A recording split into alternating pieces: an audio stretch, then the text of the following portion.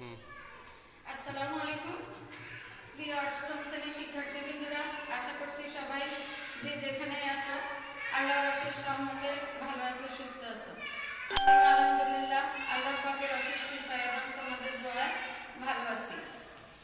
তোমাদের সবাইকে কামালপুর মোহাম্মদ হাশিম উচ্চ বিদ্যালয়ের অনলাইন ক্লাসে স্বাগত জানাচ্ছি। তোমরা নিশ্চয়ই বাড়িতে মনোযোগ সহকারে পড়াশোনা চালিয়ে যাচ্ছ, আর তোমাদের এই পড়াশোনাটাকে আরো বেশি প্রাণবন্ত করার জন্য আমাদের এই প্রচেষ্টা। আচ্ছা শিক্ষার্থী বন্ধুরা, আমি যে এতক্ষণ তোমাদের সাথে কথা বলতেছি তোমরা নিশ্চয়ই এগুলো শুনতে পাচ্ছ এবং বুঝতে পারছো। যদি শুনতে পাও এবং বুঝতে পারো তাহলে বলো তো দেখি, এই শুনতে পাওয়া এবং বুঝতে পারা অন্যের কাছে বোধগম্য হওয়াটা, এই যে আমার ব্যক্ত কথাগুলো তোমরা বুঝতে পারো, এটাকে কি বলে বলতে পারো? হ্যাঁ, তোমাদের উত্তরে সঠিক, এটাকে ভাষা বলে। চলো আমরা আজকে ভাষা নিয়ে আলোচনা করি। ভাষা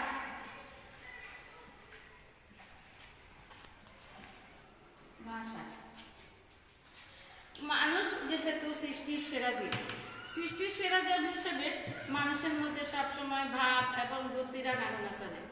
এই ভাব এবং বুদ্ধি বিভিন্ন মাধ্যমে প্রকাশ করা যেতে পারে, যেমন ইশারা, আকার ইঙ্গিত, ছবি অঙ্কন করে, সিনেমার মাধ্যমে, অঙ্গভঙ্গির মাধ্যমে প্রকাশ করা যেতে পারে।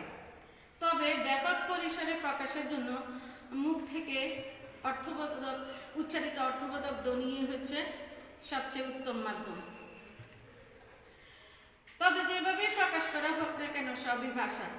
তবে ব্যাপক পরিসরে মনের ভাব প্রকাশ করার জন্য অন্যান্য মাধ্যমের তুলনায় মুখ থেকে উচ্চারিত অর্থবোধক ধ্বনি বা ধ্বনি সমষ্টি হচ্ছে সর্বোত্তম।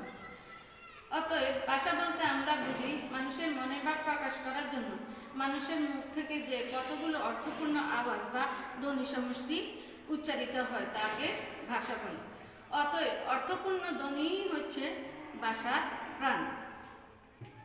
ডক্টর সুনীতি কুমার ভাষার সংজ্ঞা দিতে গিয়ে বলেছে, ডক্টর সুনীতি কুমার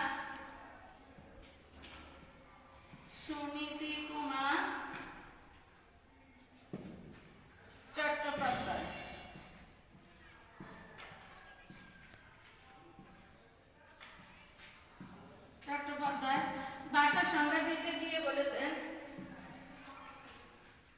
মনের ভাব প্রকাশ করার জন্য মনের ভাব প্রকাশের জন্য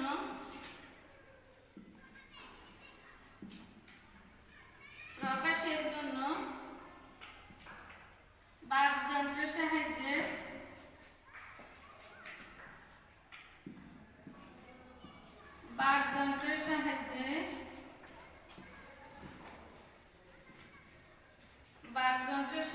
মানুষ মনের ভাব প্রকাশের জন্য বাকযন্ত্রের সাহায্যে উচ্চারিত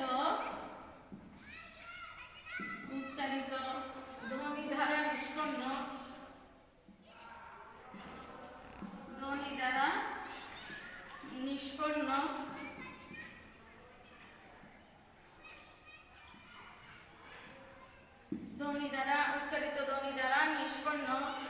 বিশেষ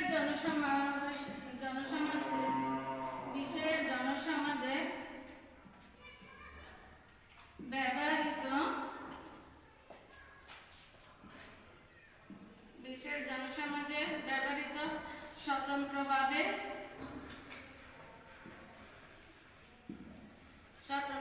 অবস্থিত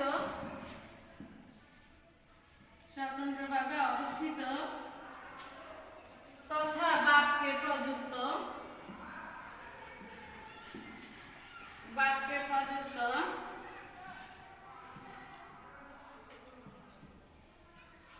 শব্দ সমষ্টিকে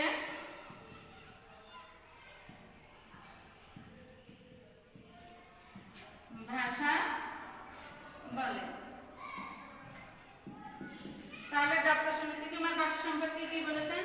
মনের ভাব প্রকাশের জন্য বাকযন্ত্রের সাহায্যে উচ্চারিত ধ্বনি দ্বারা নিষ্পন্ন বিশেষ জনসমাজে ব্যবহৃত স্বতন্ত্রভাবে অবস্থিত অর্থাৎ তথা বাক্যে জনসমষ্টিকে ভাষা বলে। অর্থাৎ নির্দিষ্ট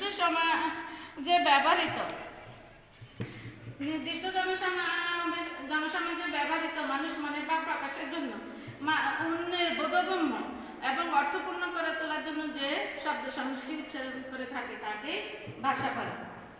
এখন এই ভাষা কিন্তু উচ্চারিত হয় এই বিভিন্ন ধ্বনির মাধ্যমে। এই ধ্বনিগুলো বাকযন্ত্রের সাহায্যে শব্দ সৃষ্টি করে। যে বাকযন্ত্র বলতে আমরা সাধারণত বুঝি গলনালী, মুখ বিবর, জিহ্বা, ওষ্ঠ, দাঁত, নাক ইত্যাদি।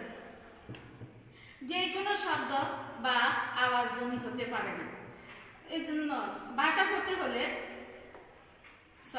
যে কোনো শব্দ বা আওয়াজ ভাষা হতে পারে না। ভাষা হতে হলে অবশ্যই তাকে কয়েকটি অর্থপূর্ণ শব্দের ধারাবাহিকতা থাকতে হবে। আর এই অর্থপূর্ণ শব্দগুলো দিয়েই একটি বাক্য তৈরি হয়।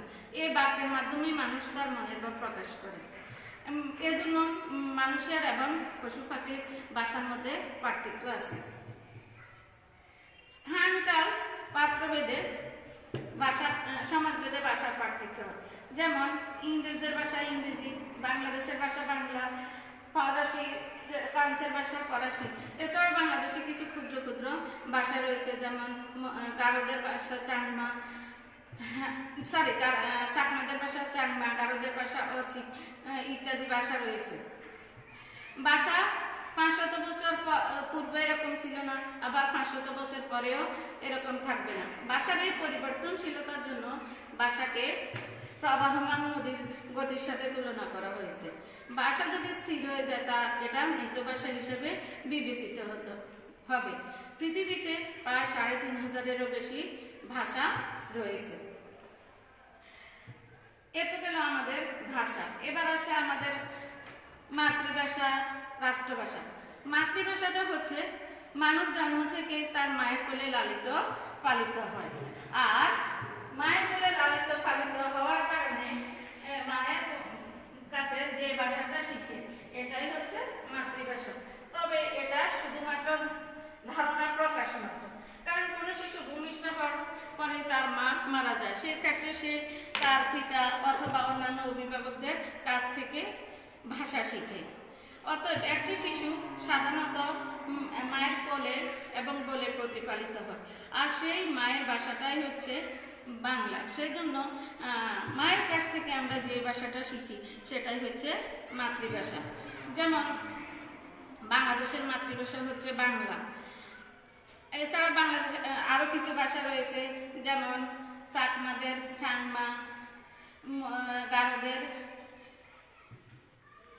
ভাষা আচিক, এর বিভিন্ন ভাষা রয়েছে।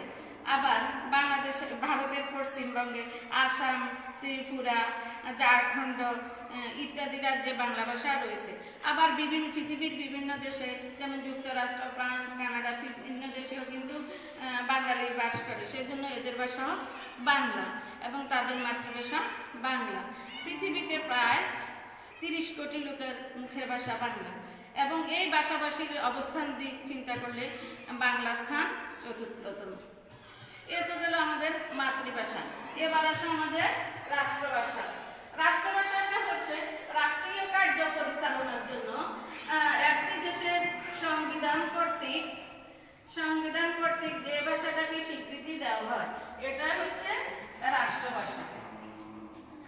আবার একটি দেশে একাধিক ভাষা থাকতে পারে, যেমন বাংলাদেশে বিভিন্ন ধরনের উপজাতি রয়েছে, তাদের ভাষা বিভিন্ন, যেমন চাংমা, আচিক ইত্যাদি। আবার যেমন ভারতে বিভিন্ন ভাষা রয়েছে, যেমন গুজরাটি, পাঞ্জাবি, কানাড়ি, মারাঠি, হিন্দি ইত্যাদি। পাকিস্তানে রয়েছে সিন্ধি, পাঞ্জাবি, বাসুস ইত্যাদি। তবে এক্ষেত্রে প্রশ্ন উঠতে পারে, একটি দেশে যখন একাধিক ভাষা থাকে তখন সেখানে কি করা হয়? সেখানে অনেক সময় একাধিক ভাষা, এক বা একের অধিক ভাষাকে রাষ্ট্রভাষা হিসেবে স্বীকৃতি দেওয়া হয়। তবে বাংলাদেশের রাষ্ট্রভাষাটা বাংলায়, কারণ বাংলাদেশের সংবিধানের প্রথম ভাগ 3য় ভাগে বলা হয় আছে যে 3য় অনুচ্ছেদে বলা আছে যে বাংলাদেশের রাষ্ট্রভাষা বাংলা। আবার পাকিস্তানে দেখা যায় উর্দুর পাশাপাশি কিন্তু দাপ্তরিক যে ইংরেজি ভাষারও স্বীকৃতি রয়েছে। ভারতে কোনো জাতীয় ভাষার স্বীকৃতি না থাকলেও হিন্দির পাশাপাশি ইংরেজি ভাষাটারও স্বীকৃত রয়েছে। তবে ভারতের বিভিন্ন রাজ্যে প্রশাসনিক কার্যক্রম পরিচালনার জন্য তাদের আঞ্চলিক ভাষাটা ব্যবহার করা হয়। এবার আসো আমরা, যেমন ভারতের বিভিন্ন জায়গায় আবার পশ্চিমবঙ্গ, ত্রিপুরা, ঝাড়খণ্ড, আসামের বরাক প্রভৃতি রাজ্যে কিন্তু বাংলা ভাষাটাকেও প্রশাসনিক ভাষা হিসেবে স্বীকৃতি দেওয়া হয়। এটা আমরা জানলাম ভাষা কাকে বলে, বিভিন্ন ভাষা বিজ্ঞানীর সংজ্ঞা, তারপরে রাষ্ট্রভাষা, মাতৃভাষা এবং পৃথিবীতে কত কোটি লোকের ভাষা বাংলা ভাষার স্থান কততম। তোমরা এগুলো ভালোভাবে আয়ত্ত করবে, কারণ এগুলো শুধু মুখস্থ নয়, এগুলো জ্ঞানের ভাণ্ডারকেও বৃদ্ধি করে। তো শিক্ষার্থী বন্ধুরা, আগামী অনলাইন ক্লাসে তোমাদের সবাইকে স্বাগত জানিয়ে এখানেই শেষ করছি। সে পর্যন্ত তোমরা ভালো থাকো, সুস্থ থাকো। খোদা হাফেজ।